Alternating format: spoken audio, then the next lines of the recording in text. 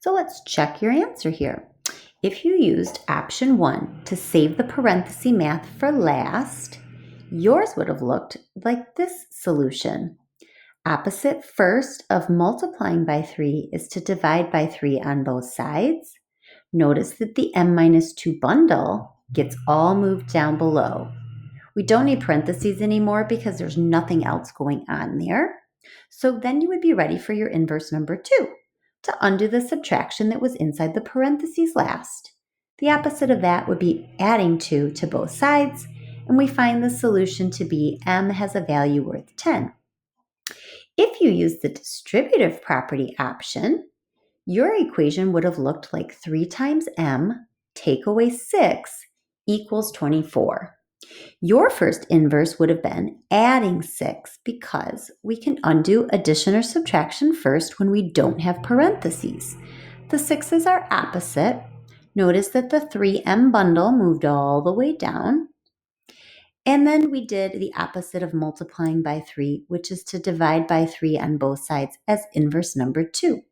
The m variable still exists, and notice that it still solves for the same solution of 10.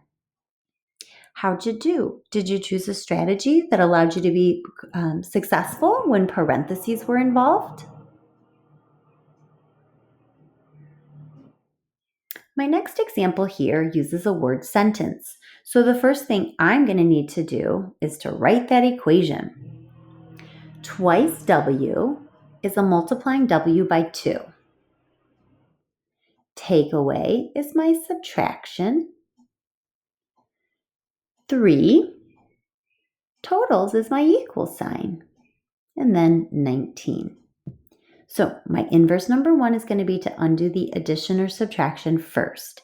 And I see we were subtracting 3. My first inverse is going to be to add 3. Make sure it shows up on both sides. Even though I've lost all my boxes in the organizer, I'm still using the same thinking when I'm showing my work. The 3's have no more value, but the 2w still exists on the left. And 19 plus 3 is really just 22.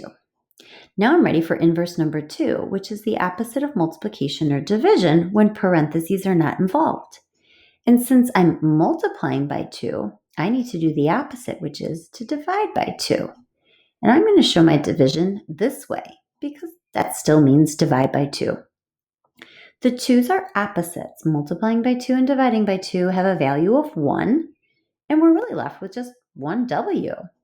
And 22 divided by 2 is just a fancy way of talking about 11. So 11 is my solution, but I am going to check. 2 times 11 is 22, and 22 minus 3 is the 19 that I wanted. So there it is. We'll give you one to try that has to have an equation written as well. So make sure you write your equation first before you use your inverses to solve it. We'll pause the video while you work.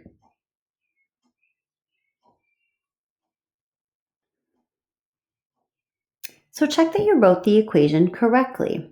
It could have been written as y divided by 4 plus 6 in that format, or it could have been written as y over 4 plus 6, because that's the same thing as dividing by 4. Inverse number 1 should have been to take away the 6 that was being added. Did you remember to show it on both sides? The y divided by 4 is still part of our equation, and that's where we choose our second inverse. The opposite of dividing y by 4 is to multiply by 4. Did you remember to show it on both sides? The 4's are opposite, which means they cancel out, leaving the y variable isolated or all alone. 13 times 4 is really just a solution of 52. Did you get the right answer?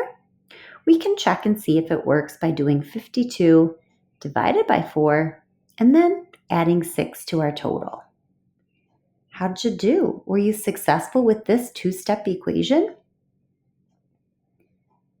So the last thing we'll do is we'll just keep right on practicing because we know that the more we practice, the better we'll get.